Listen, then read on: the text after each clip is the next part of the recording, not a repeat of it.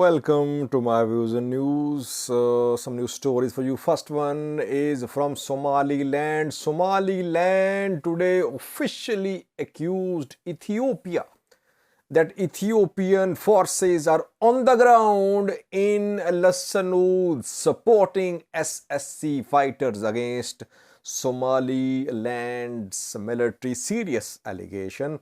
Somali regional government of Ethiopia has responded to this statement. Secondly, a man contacted me from Ethiopia. He is owner of a flat in a condominium. He bought this flat, this apartment on installments, and now he's facing some problems. Thirdly, viewers, yesterday Voice of America shared the story of a brave Tigray lecturer who was a lecturer at Aksum University, but now she is a vegetable vendor. Firstly, viewers, Somaliland. Almost a month ago, clashes resumed in Laascaanood, the Sul region of Somaliland. Somaliland, self-declared country in the Horn of Africa. Somalia, international community are of this view, of this position that Somaliland is part of Somalia. Not recognized by any country, any major powers of the world. We know that in Laascaanood, SSC fighters are fighting Somaliland's military. Dulbahante tribal fighters, Garad's fighters, locals. They have managed to defend Laascaanood. Fighting has now spread to nearby areas. Somaliland's forces, despite several offensives, could not take control of Laascaanood. SSC fighters, their elders, in a statement, rejected rumors that they want independence, though there were some rumors being spread a few days ago. And there are some elements within SSC who support independence. A top Ethiopian delegation visited Somaliland 2 days ago. Delegation was led by General Muhammad, who is now working as head of Ethiopian military intelligence for Eastern Zone. He worked as head of Somali region special force in the past, Somali region of Ethiopia. He led the delegation, talks were held, but no solution could be found. Then this morning we heard that Ethiopia was planning to invite parties to Laascaanood conflict for talks. And immediately after that, a briefing was held, a meeting of Somaliland's cabinet was held. Musi Abdi, president, chaired the meeting, and the cabinet issued some serious allegations against Somali region of Ethiopia. Somaliland today officially accused Ethiopia that Somali region of Ethiopia's special forces are in Laascaanood. They are supporting SSC fighters against Musi Abdi's Somaliland forces. The government, Somaliland government, accused Puntland and Somalia too. Somalia country, Puntland, its state, that Puntland forces, Somali region of Ethiopia special forces, and Somalia's forces are supporting SSC fighters.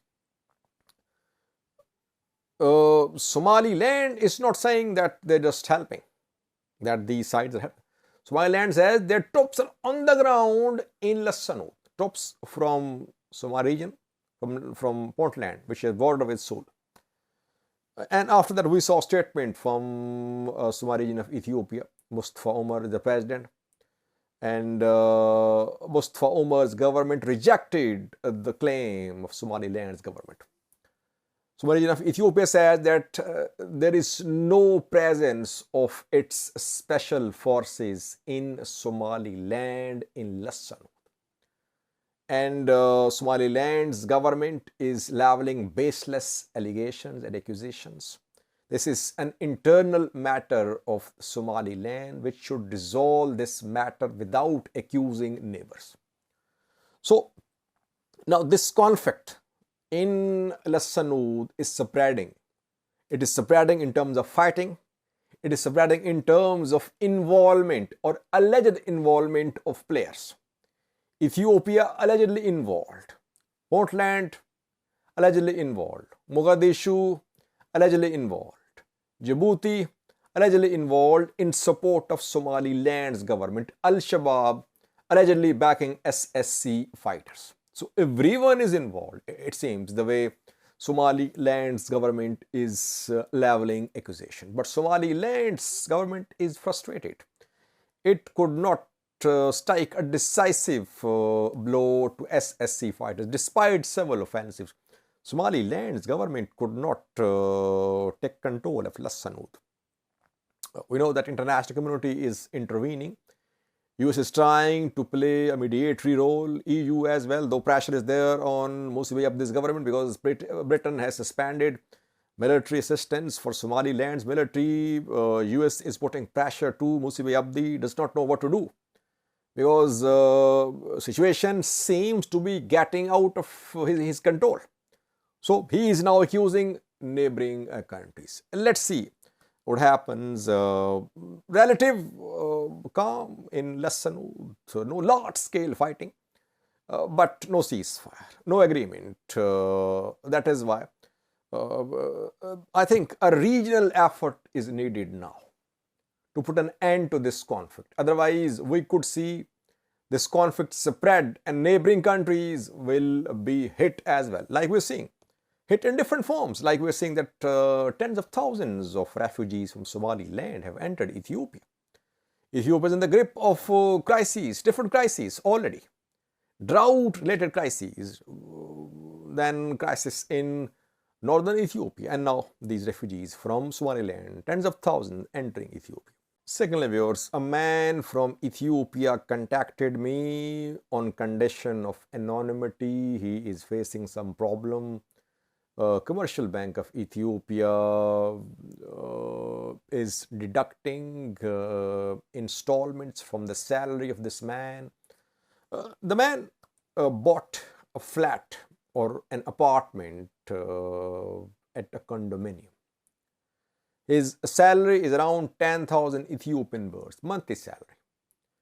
And he says that he bought this flat on installments. But Commercial Bank of Ethiopia, which is bound to deduct one installment a month, is deducting more.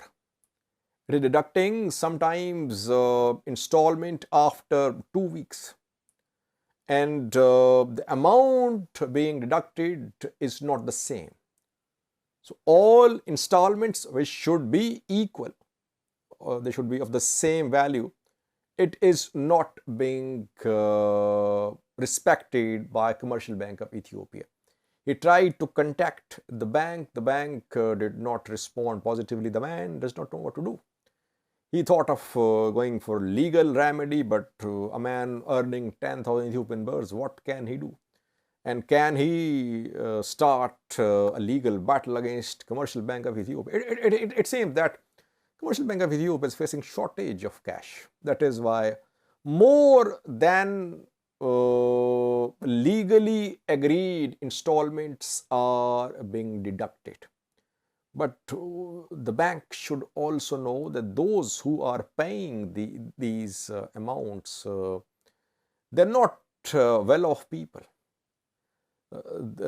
It's difficult for them to survive on whatever monthly income they have. So bank should not deduct more than one installment a month, and only agreed amount should be deducted. Thirdly, viewers, Tigray, brave women of Tigray proving that they are symbol of bravery. Ethiopian women, Eritrean women, as I said yesterday, these are extraordinary women working in multiple roles. They are fighters, they are mothers, they are workers, they are victims as well. Voice of America yesterday shared the story of a Tigray woman. Yes, she's basically a lecturer at Axom University. She was teaching there before the start of war. Then war broke out and Axom University was destroyed. Salaries of lecturers were suspended. She didn't receive any salary the last 2 years. So then she started selling vegetables. And now she is vegetable vendor on the streets of Mekelle. This lecturer is selling vegetables. First of all, let me salute this lady. Nothing wrong with selling vegetables. Such ladies feel all others who listen to their stories proud. She believed in moving on. She found a way of making both ends meet for herself, for her family. Whatever she is doing must be respected, appreciated. That is why we're sharing her story with you. It means no matter how much goings are tough, if you have the resolve to move on, no one can stop you. A viewer yesterday commented, said, Sajid, you spoke a lot in support of Ethiopian women. But men suffer more than women in the two countries. I don't agree, by the way. Women suffer whether men fight or whether men are killed. Men can defend themselves. They are more armed, more organized. Basically, they are controlling economies. They are in charge of households. Women take the roles of men sometimes, while they are playing their own roles too. So they play dual roles.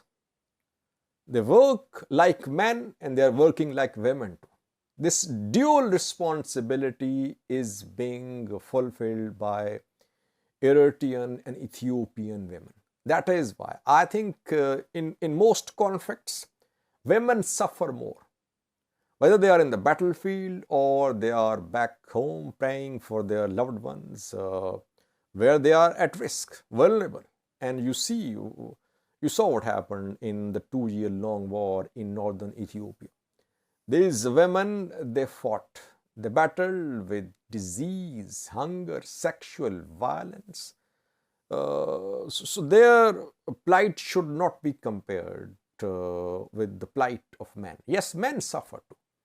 Ethiopian youth suffered, but I think women are the most vulnerable victims and affectees of Ethiopian conflicts and Eritrean conflict as well. Thank you for watching.